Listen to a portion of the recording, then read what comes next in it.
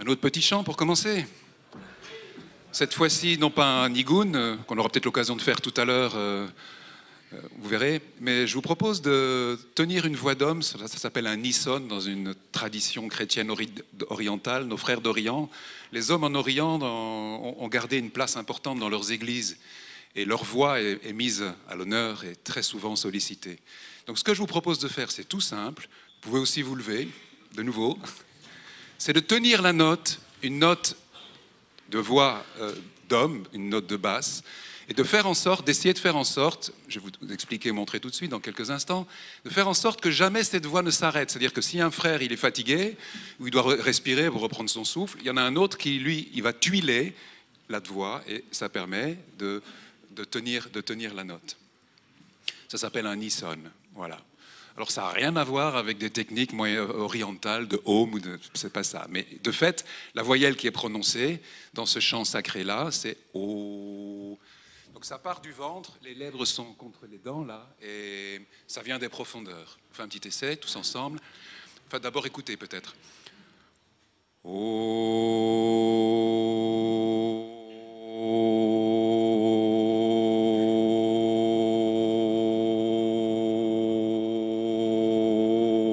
En décalage pour que ça s'arrête jamais. Assez fort. Quand vous chantez ça, on offre, c'est le tout début d'une louange, on l'offre déjà au Seigneur, cette voix d'homme-là. Vous la tenez, et pour qu'elle soit forte et juste, vous pouvez imaginer comme un câble métallique qui se tend. Et sur ce câble, quelqu'un, un soliste, n'importe qui parmi nous pourrait chanter, il est en sécurité. D'ailleurs, c'est ce que je vais faire, je vais chanter un psaume, je continue. Oh, un peu plus fort. Oh.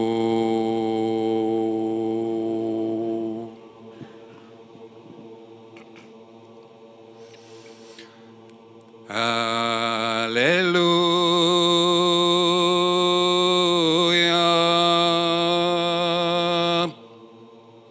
Louez le Seigneur depuis les cieux.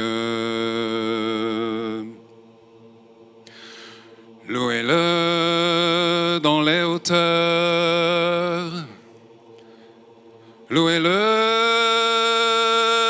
tous les anges. Louez-le toutes les armées. Que toute chair bénisse ton saint nom. Bénis le Seigneur, ô mon âme. Bénis es-tu, Seigneur. Tu es revêtu de majesté.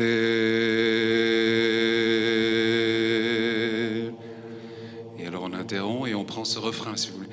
Chantons le Seigneur car il a fait éclater sa gloire. Il a jeté à l'eau cheval et cavalier. Chantons le Seigneur car il a fait éclater sa gloire. Il a jeté à l'eau cheval et cavalier. Chantons le Seigneur car il a fait éclater sa gloire. Il a jeté à l'eau cheval et cavalier. Oh, louez le nom du Seigneur. Lui commanda furent créés. Il les posa pour toujours et à jamais sous une loi qui jamais ne passera. Louez, louez le Seigneur du haut des cieux.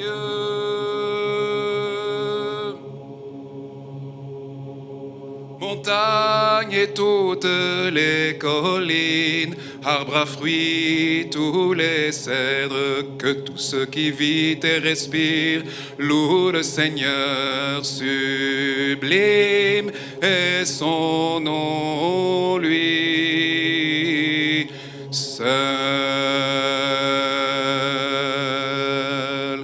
Chantons le Seigneur car il a fait éclater sa gloire. Il a jeté à l'eau cheval et cavalier. Chantons le Seigneur car il a fait éclater sa gloire. Il a jeté à l'eau cheval et cavalier.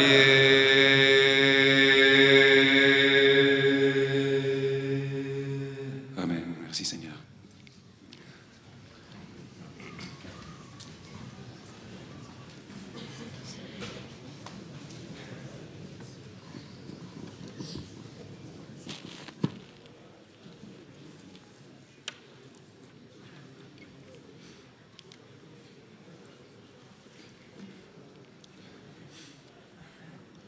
Si, comme nous l'avons dit ce matin, le guerrier est inscrit dans l'essence même de l'homme, on peut se poser une question, à savoir si, est-ce que le guerrier, qui est un serviteur du roi,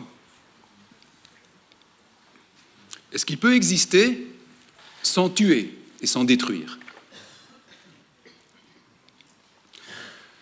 Ou comme le formule avec beaucoup de sagesse et de poésie aussi Gordon Dalby, vous avez entendu, l'épée peut-elle guérir? Cette épée-là, l'épée du Christ, l'épée du soldat que nous sommes, cette épée dont on a parlé ce matin, l'épée peut-elle guérir? Autrement dit, l'esprit guerrier, dans sa forme la plus noble, est-ce que cet esprit-là peut contribuer à apporter de la paix, de la vie, à faire progresser ceux qui sont autour de nous et nous-mêmes dans une culture de vie selon le cœur de Dieu, avec le Saint-Esprit et en étant à l'écoute des paroles de Jésus? Évidemment, il ne convient pas ici d'idolâtrer la figure du guerrier, mais pas non plus de la condamner. Mais de demander vraiment au Saint-Esprit de pouvoir identifier les attributs les plus nobles du caractère guerrier. En tout cas, ce que l'on pourra et qu'on pourrait utiliser pour triompher dans nos luttes quotidiennes d'hommes, au quotidien. Quelles sont les qualités, les attributs les plus nobles du guerrier? Alors, je ne sais pas, si je vous posais la question, par quoi, à votre avis, se définirait le guerrier idéal? Les qualités, ce qui vient. Le courage, bien sûr. La sagesse. La loyauté. L'intégrité. La victoire. La vaillance. L'ardeur. Ça continue. C'est la persévérance. La concentration est aussi quelque chose d'important. Pardon ? L'obéissance est capitale aussi dans un groupe de frères, d'hommes, dans une église, dans une action menée en vue d'un impact qui va apporter le changement et ce que le Saint-Esprit désire. Toutes ces qualités, enfin, je veux dire, on va s'arrêter là si vous voulez bien, mais ça pourrait durer encore une demi-heure, vous trouveriez chacun des attributs, parce que vous savez faire, parce que c'est en vous, et c'est aussi ce que vous désirez. Et si on interroge les spécialistes du combat, eh bien, les spécialistes du combat, là je cite Gordon dans son dernier livre, Le réveil du lion, il avait posé la question aux bérets verts, aux Navy Seals, les troupes d'élite, les commandos d'élite, quand on leur pose la question à savoir par quoi se définit le guerrier idéal, vous voyez, vous n'êtes pas très loin des commandos d'élite, ils disent la loyauté, la patience, l'ardeur, mais aussi la sérénité. Ce qu'il faut le faire, on le fait. Il y a une sérénité, une paix intérieure. La compassion. On est loin, vous voyez, de la caricature de la brute épaisse qui passe à l'action et qui écrase tout. La compassion. Le vrai guerrier a de la compassion. Il sait faire la part des choses. La volonté, la discipline, on l'a dit, la prise de risque calculée, calculé. Et la foi en quelque chose de supérieur. C'est intéressant de voir que des commandos d'élite, certains ont la foi, d'autres pas, mais ils ont bien compris que ce qui donne l'ardeur au combat et ce qui sont les ingrédients de la victoire, c'est d'avoir une foi en quelque chose de supérieur, de placer notre foi en Christ, pour nous. Mais si on leur demande la motivation centrale, la réponse qui vient de ces troupes de choc, des troupes d'élite, c'est la maîtrise de soi. La maîtrise de soi. Alors, toutes les qualités, toutes les aptitudes qu'on a révélées sont importantes, mais en fin de compte, c'est la maîtrise de soi. Se sachant puissant, armé, se sachant combattant, être capable de faire usage de cette force avec discernement, avec maîtrise de soi. C'est l'Épître aux Galates, au chapitre 5, verset 23, qui nous rappelle, et vous le connaissez mieux que moi, ce verset, que la maîtrise de soi est un fruit du Saint-Esprit. La maîtrise de soi est un fruit qui descend dans le pack de l'onction royale, une manifestation de l'Esprit qui nous permet d'avoir cette maîtrise de soi.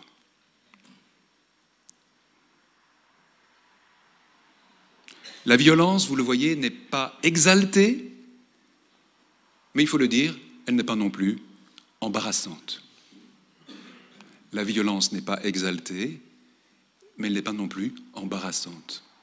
Il n'y a pas de quoi trembler comme une feuille quand il faut dire ce qu'il faut dire, quand il faut affronter ce qu'il faut affronter.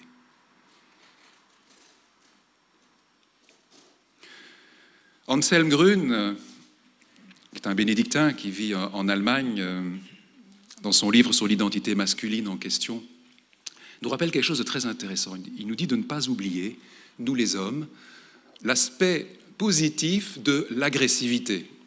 Ah bon ? Il y a un aspect positif de l'agressivité, dit-il, qui vient et qui se découvre quand on fait un petit peu l'étymologie des mots dans la langue française. Le mot agressivité vient du latin ad gredi, c'est l'étymologie. Et qu'est-ce que ça signifie dans son sens premier ? Ad gredi signifie en latin approcher, faire face, se présenter devant, affronter.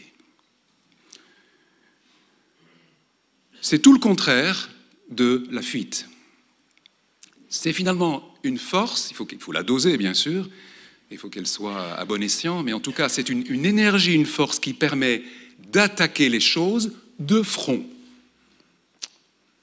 C'est une grâce de Dieu, ça aussi, d'attaquer enfin, maintenant, de prendre la décision dans notre vie, dans ma vie, d'attaquer les choses de front. De faire face à mes peurs, ma peur de conflit, de faire face à un patron, de faire face à quelqu'un avec qui j'ai des difficultés, d'aller mouiller ma chemise, c'est-à-dire de prendre la décision, de faire face, d'approcher, arrêter de tergiverser, de remettre au lendemain des démarches de réconciliation fraternelle et d'aller dire ce que je porte, d'aller s'exprimer en face d'eux, affronter, faire face. C'est une force, une impulsion fondamentale qui permet justement donc d'attaquer les choses de front au lieu d'esquiver. Et vous imaginez bien que c'est là aussi une force, une impulsion de progrès qui est fondamentale, de progrès de vie. Alors pour les hommes d'aujourd'hui, on peut se demander, nous qui désirons être encore davantage disciples de Jésus, ressourcés dans la prière, quel serait le critère du vrai guerrier ? Eh bien, peut-être que le critère du vrai guerrier serait justement de consentir à cette confrontation. Cette confrontation des conflits de la vie, en se déterminant avec une action décidée pour les résoudre. Et comment ça va se négocier dans la vie quotidienne ? La reconquête de notre force, comment peut-elle se vivre dans la vie quotidienne ? Eh bien, ce sera très différent selon le caractère et la psychologie de chacun des hommes au milieu de nous. Mais nous sommes tous appelés à nous saisir de cette onction de combat, que ce soit en famille, au travail, dans les loisirs, en communauté, en faisant face à la lâcheté, en résistant aux tentations, en sortant pour un certain nombre d'hommes de ce que je pourrais appeler les nostalgies infantiles ou infantines. Il y a certains hommes comme ça, enfin, c'est une psychologie, qui disent « Ah, comme c'était bien jadis ». Oui, cette espèce de nostalgie qui infantilise dans le passé. En ne cherchant plus la sécurité à tout prix, et encore une fois, en affrontant là où ça se présente, parce que c'est incontournable, c'est dans ma vie concrète, en affrontant mes peurs des conflits. Si je parle à la première personne, je ne cours aucun risque. De toute façon, rien n'est insupportable dans le présent avec le Seigneur. Et si j'ai un conflit, même avec un frère, je ne vais pas chercher le conflit, mais je vais en tout cas faire face. Et je peux avoir un frère en Christ qui est en face de moi et lui dire « Écoute, il y a un point où là, je suis en total désaccord avec toi. » Et c'est très précieux que quelqu'un ait la liberté dans le Saint-Esprit de pouvoir se lever, d'aller trouver qui que ce soit, qu'il ait une responsabilité ou pas, qu'il soit sous-directeur, directeur, ou simple bénévole, mais d'aller dire « Quand tu as dit ça, ben, moi, voilà, je suis en désaccord total. » Je ne vais pas dire « Tu n'as pas le droit de tu ». Le tu, il tue. Il ne faut pas tuer avec le tu, mais je vais dire je. Moi, quand j'ai entendu ce que j'ai entendu, quand j'ai vu ce que j'ai vu, eh bien voilà, je te dis franchement, ce que j'ai ressenti, c'est ça. Je suis en colère, ou alors dans l'incompréhension, ou je me sens mal. Et quand j'ai ressenti cette colère, eh bien voilà ce que je me suis dit à l'intérieur de moi. C'est peut-être fou, c'est toi qui vas m'aider à vérifier, à discerner. Mais moi, je te le dis. Je suis en désaccord total, je ne suis pas en paix avec toi. Et on va faire une transparence et laisser agir le Seigneur. Ça aussi, ça peut être utile pour confronter nos peurs des conflits. Ce n'est pas parce que je suis avec un frère en Christ ou une sœur en Christ que tout d'un coup, il ne peut jamais y avoir de désaccord. Vous voyez. Enfin, personnellement, dans d'autres lieux, j'ai souvent vu des recherches de consensus à tout prix, et même en milieu chrétien quelquefois, où on n'avance pas, parce que la vérité n'est pas dite simplement. Bon, c'est un aspect des choses. Donc les questions qui vont nous être posées en tant qu'hommes, et qui sont à mon avis en général posées aujourd'hui à la masculinité, c'est évidemment pas combien d'hommes vous avez tués dans les forces spéciales, combien d'hommes vous avez tués, et c'est évidemment pas non plus combien de fois avez-vous pu éviter de faire le mal dans votre vie.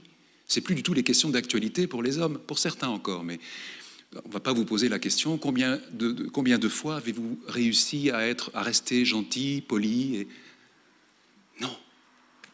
Mais les questions qui aujourd'hui sont urgentes et d'actualité, ce sera plutôt quand as-tu fait preuve de loyauté envers quelqu'un ou pour une cause qui te dépasse? Quand as-tu fait preuve de patience dans une épreuve? Quand as-tu fait preuve de discipline, et tout ça évidemment dans cette union avec Jésus, avec le Christ, par la force de Dieu? Quand as-tu fait preuve de discipline rigoureuse pour accomplir une tâche précise? Quand as-tu fait preuve de maîtrise de toi, de calme dans toutes sortes de critiques venant de ta communauté ou de ta famille, que sais-je, de l'entreprise? Quand as-tu couru un risque calculé? On peut rajouter quand as-tu pris l'initiative de redresser un tort, une injustice, et aussi, bien sûr, quand as-tu fait preuve de compassion pour ton frère? Jésus est le modèle, c'est le guerrier authentique qui n'a jamais tué personne et en qui Dieu nous donne la force de mener victorieusement tous les combats de ce monde. Soyons puissants. C'est l'Épître aux Éphésiens au chapitre 6. Soyons puissants dans le Seigneur. Par sa force souveraine, revêtons les armes de Dieu afin de pouvoir tenir bon dans les manœuvres du diable. Parce que ça va frapper. Paul, il le dit, résistez, luttez, tenez ferme. Toujours dans le même Éphésiens 6. C'est un vrai combat de gladiateurs. Il va falloir s'équiper. Il faudra une cuirasse. C'est la vérité, Jésus est la vérité, à mettre justement au rein, autour des reins.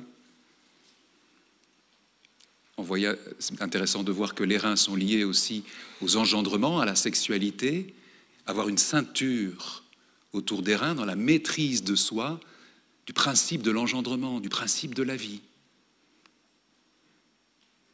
Une cuirasse pour protéger ses reins. Et qu'est-ce qui va me protéger là, dans ce pouvoir de ma chair masculine? C'est la vérité de Jésus, la vérité du Christ. Amour et vérité s'embrassent, dit le psaume.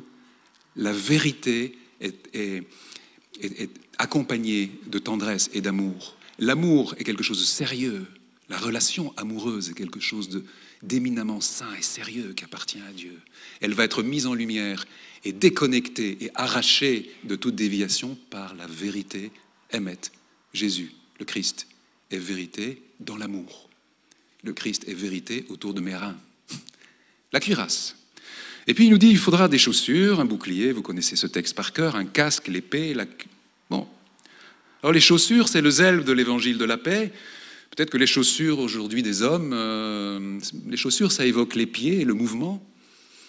Il y a plein de choses à vivre, il y a plein de pays à visiter, il y a une démangeaison de voyage. Et puis là, le Seigneur, il nous dit, attention, pas de dispersion. Tes chaussures, c'est-à-dire le zèle que tu as à bouger, à te mettre en mouvement, c'est pour l'évangile de la paix. Et aujourd'hui, plus que jamais, nous sommes sans cesse sollicités, distraits de notre vocation, par toutes sortes de sollicitations qui voudraient attaquer nos pieds, nous voir ici et en même temps là-bas, gérer ceci, enfin en même temps faire cela. Bon. Le bouclier, c'est la foi qui éteint les traits enflammés. Le bouclier, c'est intéressant parce qu'il protège mon action. Le bouclier protège mes bras, là où je peux me défendre et attaquer aussi, et parler, et voilà, le bouclier. Là où c'est important que les hommes soient protégés par la foi. Enfin, le casque, bien sûr, parce que dans une tête d'homme, il s'en passe des choses. Et l'adversaire va nous attaquer, je vous l'ai dit, aux reins, au cœur, aux pieds, aux bras, mais aussi à la tête. Il s'en passe dans une psychologie masculine. Il s'en passe plein de trucs quand ce n'est pas visité et informé par la lumière de Jésus. Et ce qui va aider à repousser les pensées qui ne sont pas sous l'obéissance du Christ, eh bien, c'est la certitude du salut, nous dit Paul. La certitude du salut. La croyance ferme dans le salut accompli en Jésus. Et enfin, l'épée de l'esprit. Alors, ce n'est pas dans un milieu évangélique que je vais vous parler de la parole de Dieu qui est au centre de toute chose. L'épée de l'esprit. L'épée de l'esprit qui va venir au secours de notre esprit masculin, notre petit avec un petit E. La parole de Dieu qui va informer, qui va éclairer, qui va être notre référence. La parole de Dieu qui va éclairer notre psychologie, notre intelligence masculine. La parole de Dieu, pas nécessairement Wikipédia. La parole de Dieu, pas nécessairement, je sais pas, Google. Gogol, on dit chez nous, mais pourquoi pas? Mais de manière parcellaire. La parole de Dieu qui va m'informer de la vérité. Donc voilà ce que je voulais conclure sur ce chapitre concernant la résistance, le combat, l'âme de guerrier, l'épée qui guérit et que nous avons à lever au nom du Seigneur. Un autre aspect, maintenant, qui me paraît important pour nous les hommes, c'est de savoir, avec cette onction royale, avec tous les attributs de cette onction royale, comment est-ce que je vais... Quelles sont les mises en garde que j'ai besoin d'entendre pour savoir bien me comporter en tant que prince avec la princesse? Quand je suis avec la princesse, comment je vais utiliser mon onction royale dans cette relation avec ma femme, avec ma compagne, avec mon épouse? Et nous allons voir que notre destinée de fils de roi est bien d'offrir notre force à celle que l'on aime, d'offrir notre force à celle qui est choisie par Dieu pour nous accompagner, d'offrir notre force. Il y a un texte passionnant et plein d'enseignements dans le chapitre 29 de la Genèse, au verset 10, et c'est le texte qui nous parle où Jacob, le patriarche Jacob, est envoyé à Our en Chaldée, dans la terre de ses pères, pour chercher une femme de sa tribu, de son clan. Et le voilà qui arrive à Our en Chaldée, au bord d'un puits. Et le texte nous dit que sur ce puits, il y avait une pierre énorme, difficile à soulever. Et qu'on devait attendre d'ailleurs que beaucoup de bergers viennent avec des troupeaux. Et c'est seulement quand un certain nombre de troupeaux et de bergers étaient là, avec des chameaux, des moutons, etc., qu'on pouvait envisager de soulever la pierre. Et voilà que Jacob lève les yeux et de la colline au-dessus du puits descend une apparition extraordinaire. Une femme, la belle Rachel, la beauté de Rachel. Et quand Jacob voit la beauté de Rachel, il a comme une motion du Saint-Esprit, mais sa chair en même temps réagit, mais tout son esprit, son cœur, son âme est touché par la beauté de Rachel. Il pressent, sans doute, ça c'est moi qui c'est pas écrit, mais il pressent qu'elle est celle qui est désignée par le Seigneur pour lui. Et avec un peu d'humour et en même temps ça révèle ce qu'on veut dire aussi sur l'homme, mais Jacob à ce moment-là, voyant la beauté de Rachel, s'approche du puits, prend la pierre, soulève la pierre, dépose la pierre, et tous les autres sont là, et les troupeaux arrivent, et on peut donner à boire aux troupeaux. Waouh! L'amour rend fort. Waouh! L'amour donne des ailes. Mais c'est sûr. Il y a mon compatriote Jacques Brel, que j'aime beaucoup. Bon, ça date déjà, mais c'est quand même des classiques, qui disait, quand il était amoureux, il disait « Je jure que je volais ». Je peux voler quand je suis amoureux. Et de fait, l'homme, quand il est véritablement amoureux, si la porte elle est fermée, qu'est-ce qu'il fait? Oui, ou bien il passe par la fenêtre.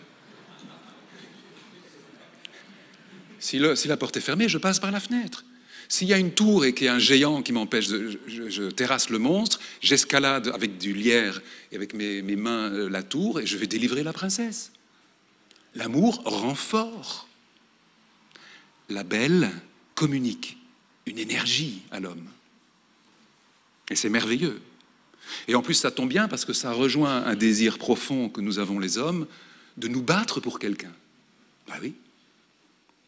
Les choses sont bien faites, c'est génial parce que le bon Dieu a préparé le cœur de la princesse qui, elle, rêve depuis toute petite un jour de rencontrer un prince qui vienne la délivrer. Au moins quelqu'un qui puisse lui offrir sa force, sa vie. C'est bien fait. Hein. Et on voudrait changer tout ça par des lois étranges. À quoi est-ce qu'on veut jouer? On veut mélanger l'eau et le sang? On veut mélanger l'eau et l'huile? Le Seigneur a fait les choses magnifiques en créant l'homme et la femme, en créant le prince et la princesse, en faisant que la femme est tirée de l'homme et elle est ezer kenegdo. Elle est une aide en face de lui. Une complémentarité extraordinaire. Source de vie. C'est la vérité.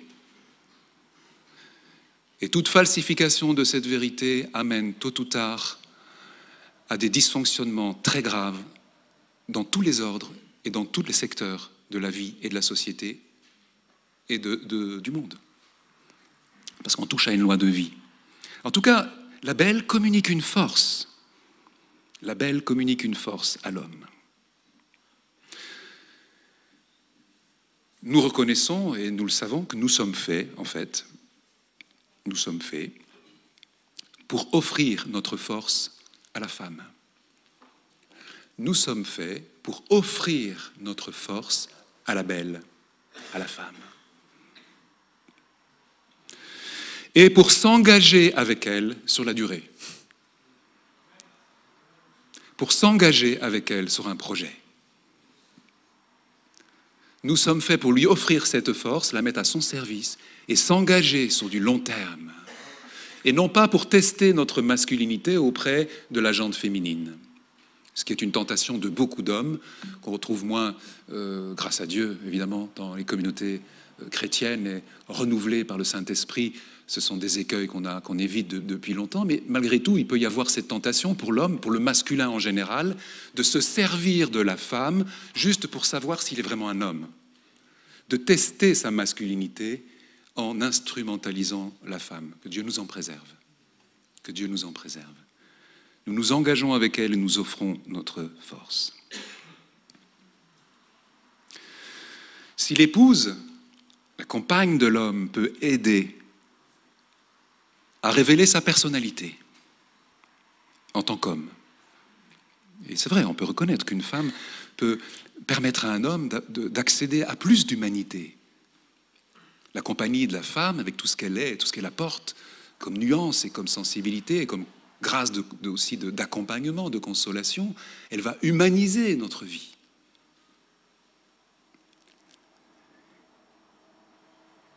Il est vrai également de dire que l'onction qui repose sur nous, cette onction-là dont on parle depuis ce matin, cette onction royale, comme fils de roi, nous impose aussi de savoir bien nous différencier d'avec la femme. Ça, c'est un point un peu plus délicat, qui ne concerne pas tout le monde, mais ça peut concerner un certain nombre parmi nous. Savoir nous différencier de la femme, reconnaître qu'elle est différente, qu'elle est une altérité, qu'elle est... La Bible ne dit pas, le Seigneur ne dit pas, je te donne une femme qui sera avec toi, à tes côtés. Pas du tout. Je te pose une femme en face de toi et elle va être en face de toi. Neged, en hébreu, c'est un petit mot, je la mets contre toi. Dieu créa la femme en tirant la femme du côté de l'homme et il la pose. Neged, c'est littéralement contre toi, en face à face. Elle pourrait être un principe d'altérité, mais tellement grand qu'à un moment donné, vous ne pourrez plus vous comprendre. Vous parlerez deux langages différents. On pourrait arriver à une situation où l'homme ne comprend plus les messages codés de la femme. Parce qu'on a beaucoup de mal, nous, avec les messages codés, paraît-il. C'est intéressant.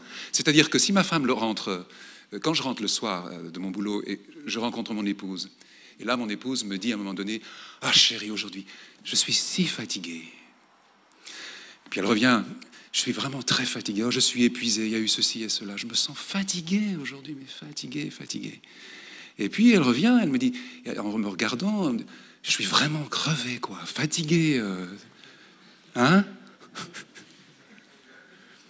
Alors là, je peux me retrancher dans mes réflexes de vieux masculin. Et c'est quoi le réflexe du vieux masculin qui doit se convertir? Vous voyez, c'est l'homme qui a peur, qui se dit, oulala, il va y se passer, il y a un code secret, je ne l'ai pas, je ne comprends pas, qu'est-ce qu'elle me veut?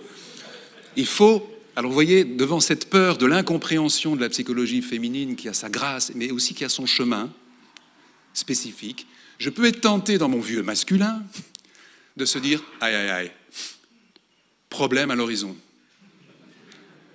Problème égale recherche de solution. Problème, solution, livraison de la solution. Et l'homme, à ce moment-là, il va dire, écoute ma chérie, écoute, si tu es fatigué, oui, problème, solution, tu devrais t'allonger. Tu devrais t'allonger, vous voyez, la chambre, elle est là, tu devrais t'allonger, allonge-toi un quart d'heure et ça ira mieux, tout est résolu. Eh ben non. C'est pas comme ça que ça marche. Parce que tu ne crois pas que ta femme, si elle te dit ça, qu'elle ne sait pas où se trouve le lit, et ta femme, elle te dit ça, elle sait bien où se trouve la chambre à coucher. Elle n'a pas besoin de toi pour dire la chambre, elle est là, il y a un lit, tu devrais... Si elle te dit ça, ce n'est pas pour avoir une solution à un problème, c'est pour que simplement, 3 minutes, pas plus, tu la prennes dans tes bras, en silence, tu la touches, tu la caresses, tu la rassures, tu l'embrasses, tu lui dis un petit mot gentil. Ça dure 3 minutes. Parfois, ça peut être plus court. Et c'est merveilleux, et c'est magique. Mais, alors c'est plus facile, rassurez-vous, les choses sont de meilleur en meilleur avec le temps. C'est plus difficile quand on est dans un jeune couple, mais là aussi, nous les hommes, nous n'avons pas à tomber souvent dans ce piège qui est devant le mystère de la femme, parfois pour nous, de se dire, voilà, problème, vite, solution. Je n'ai pas de solution à trouver. Et si je suis sollicité par mon épouse pour telle ou telle problématique, je n'ai généralement pas grand-chose à dire si ce n'est dans une qualité de présence. Bon, c'est le langage de l'homme et le langage de la femme. En tout cas, c'est très important de reconnaître cette altérité, de demander au Seigneur de nous inspirer les bonnes paroles, les bons comportements, pour faire circuler dans notre famille l'amour, la compassion, la compréhension, la bonté, la bénédiction. Et puis de temps en temps, je ne pourrais pas m'empêcher quand même de donner la solution, c'est pas grave. Il y a une solution. En tout cas, consentir à cette différence de la femme, aussi accepter de se laisser différencier de la femme, c'est-à-dire ne plus fusionner. Là, c'est quelque chose aussi qui concerne un certain nombre d'hommes. Nous n'avons pas le droit de mélanger notre identité avec celle de notre femme. Nous sommes invités à reconnaître sans cesse cette vocation unique, notre propre différence. Accepter notre propre différence, notre propre mission en Christ.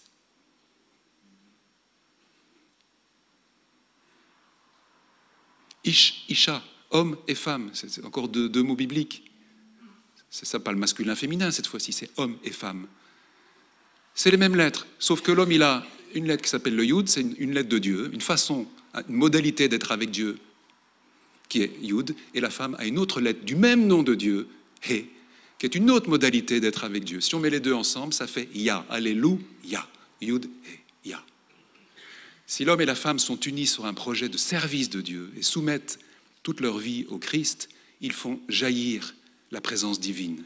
Ils écrivent le nom de Dieu dans leur famille et on peut contempler ce nom-là.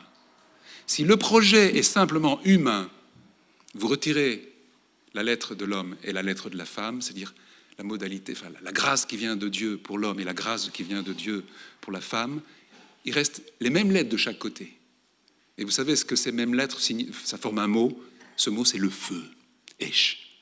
Mais un feu terrible, c'est le feu de la passion, de la convoitise, de la concupiscence. C'est le feu qui détruit. C'est quand, dans l'absence de la présence de Dieu au milieu de nos familles, le masculin enflammé brûle le féminin et le féminin brûle le masculin. Que Dieu nous en préserve. Donc c'est très important, cette altérité. Et il va falloir accepter que dans nos vies, Jésus prenne l'épée de l'esprit pour nous différencier. C'est un passage qu'on commande très peu dans les églises catholiques. Je ne sais pas chez vous, mais chez nous, c'est très embarrassant ce passage où il est dit que, c'est Jésus qui dit « Je ne pensais pas que je suis venu apporter la paix sur la terre. Je suis venu apporter le glaive. » Généralement, on essaye de pas trop de commenter ce genre de passage. C'est même à la l'aise tout le monde, mais...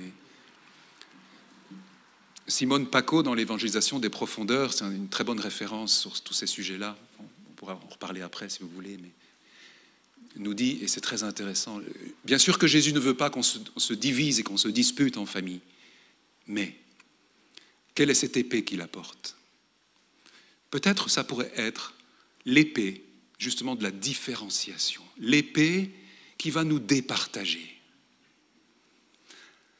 Accepte de te laisser départager, c'est-à-dire un petit peu séparer de ton épouse, un petit peu différencier de ton épouse, mais pas seulement avec l'épouse, avec les parents, c'est pareil, avec les enfants.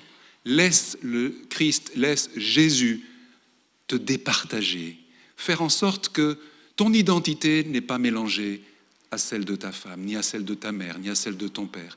D'arrêter de réagir avec des émotions fusionnelles à toutes les souffrances de ceux et de celles qui sont autour de toi. Ce qui ne veut pas dire de devenir indifférent, mais différencier. Alors pour certains hommes, et ce que je viens de dire d'ailleurs n'empêche pas évidemment l'expression de la tendresse et de l'amour, mais pour certains hommes, il faudra trouver la juste distance avec la femme. Peut-être cesser de chercher toutes les réponses auprès d'elle. Cesser de s'appuyer sur elle pour obtenir votre justification d'homme. Cessez de lui laisser prendre sans cesse votre rôle. Par contre, pour d'autres hommes, ce sera absolument l'inverse. Il va falloir les encourager à être plus dans la compassion, dans l'écoute de leur femme.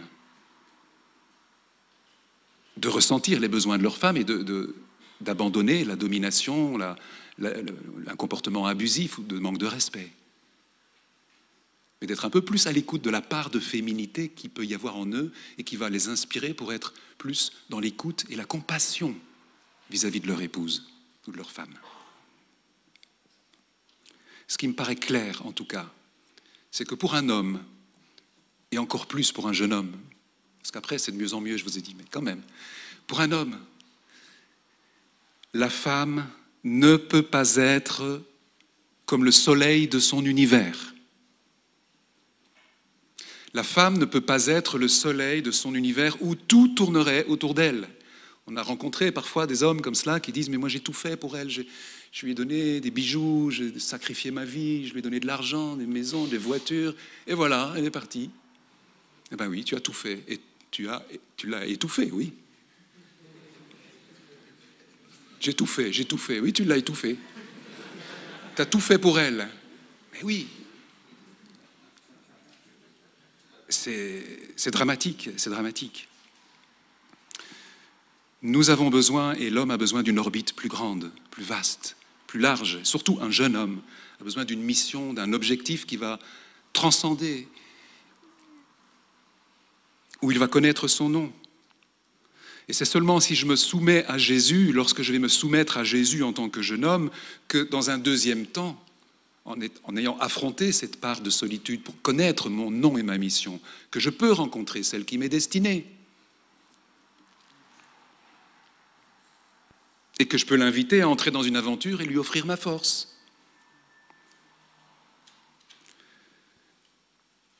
Alors très souvent, nous les hommes, il faut le reconnaître, ce que nous cherchons dans la femme soi-disant idéale,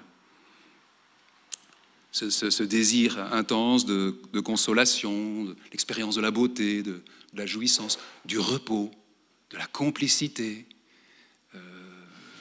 des expériences d'extase même avec la femme. On arrive à la frontière du spirituel pratiquement. Et il faut reconnaître que beaucoup d'hommes, dans une quête de la femme idéale, sont en fait à la recherche de Dieu. Ne sont pas conscients que les valeurs qu'ils cherchent se trouvent en plénitude dans cette relation d'amour avec Dieu. Toutes ces valeurs-là, ils se trouvent en Dieu. David encore le dit dans le psaume 62, « Mon âme a soif de toi, ma chair a soif de toi. Après toi, languit ma chair. Après toi, languit ma chair. » Alors tout cela, juste pour vous dire que faisons attention tous et chacun que Ève ne prenne pas la place de Dieu dans le cœur de Adam.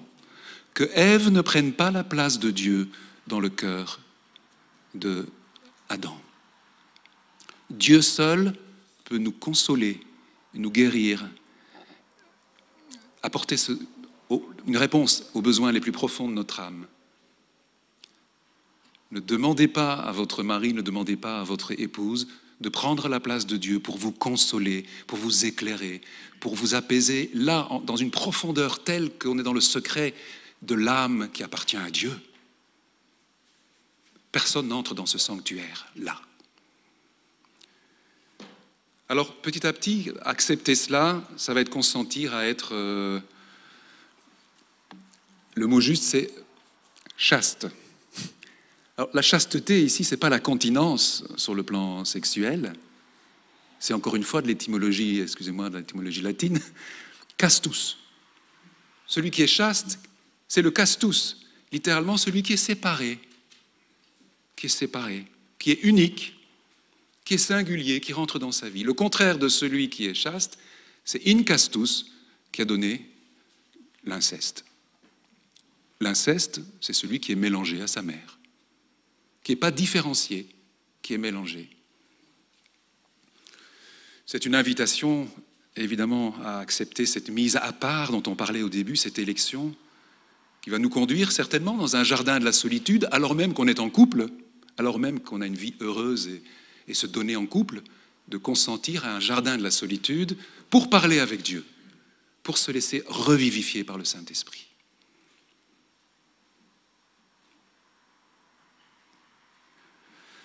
Donc que certains hommes cessent d'attribuer un pouvoir salvateur à la femme. C'est un mirage. C'est un mirage. Que certains hommes cessent d'attribuer de manière excessive un pouvoir salvateur en considérant parfois leur compagne presque comme Dieu. Et on entend des hommes comme cela lorsqu'il y a un divorce ou un deuil ou qui sont veufs qui vont dire « Mon Dieu, sans elle, la vie n'est plus possible. Sans elle, la vie ne peut pas se poursuivre. » Ah bon?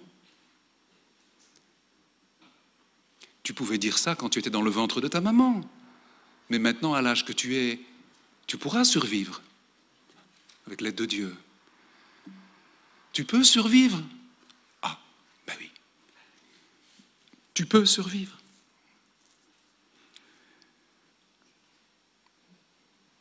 Sinon, si on reste dans cette situation-là, on est dans quelque chose, et vraiment là je crois qu'il faut que je termine, mais on est quelque chose qui s'appelle de l'idolâtrie, qui pourrait en tout cas devenir de l'idolâtrie, cette idolâtrie qui est de l'abdication infantile, redevenir un enfant qui, vous voyez, dans le mauvais sens de la régression infantile.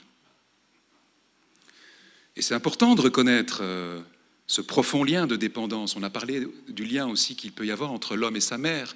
Et vraiment, je termine là-dessus, parce qu'il y a la femme, mais il y a aussi la maman. Il y a la belle-mère, mais je ne vais pas en parler ce soir. Mais c'est un cas très particulier. Mais en tout cas, les relations entre le fils et sa mère sont tellement importantes. Tellement importantes. Et Dieu sait, si c'est une bénédiction, qu'il y ait cette continuité entre la maman et le petit enfant. Et cette continuité, elle permet de survivre dans la toute petite enfance. Et le tout petit bébé, il ne sait pas où commence et où finit sa bouche, le sein de sa mère, le téton et le lait. Tout ça, pour lui, c'est une même chose. C'est son petit paradis, et en même temps, c'est ce qui lui donne la vie. Et cette continuité, ce lien très profond, biologique, émotionnel avec la mère, est excellent. Ça dépend combien d'années il dure. Ça dépend combien d'années. Parce qu'à un moment donné, ce lien-là va devenir toxique, mortifère. À un moment donné, ce lien-là aura besoin de l'épée de l'Esprit Saint, aura besoin de l'épée qui met à juste distance la mère du fils et le fils de la mère. L'emprise du lien maternel jusque dans un âge adulte peut devenir véritablement toxique, et les hommes, tout le monde n'est pas concerné. Je ne parlerai jamais comme ceci à un homme qui n'a jamais connu sa maman. Mais en tout cas, il faut aujourd'hui, ça me paraissait important de le dire, encourager les hommes qui seraient trop liés à leur maman à rompre avec l'idolâtrie de leur mère. À rompre avec l'idolâtrie de leur mère. Et en même temps à honorer leur mère. C'est biblique, on verra. Mais rompre avec l'idolâtrie de leur mère. Et c'est quelque chose de très important, de renoncer à cette dépendance trompeuse vis-à-vis d'elle, à manier, encore une fois, je vous le disais, l'épée de l'esprit pour trancher ce lien, et peut-être à ce moment-là recevoir une guérison du Seigneur qui venait s'enraciner par ce manque d'assurance lié à la vie intra-utérine. Bon, c'est un sujet un peu particulier, je ne vais pas aller plus loin, mais c'est extrêmement important de le vivre avec le Seigneur, de se laisser inspirer par le Saint-Esprit pour prendre parfois les décisions courageuses qui permettent à chacun d'être autonome, d'être singulier, unique pour Dieu. Je vous remercie de votre patience. C'est un peu plus long que prévu. Merci.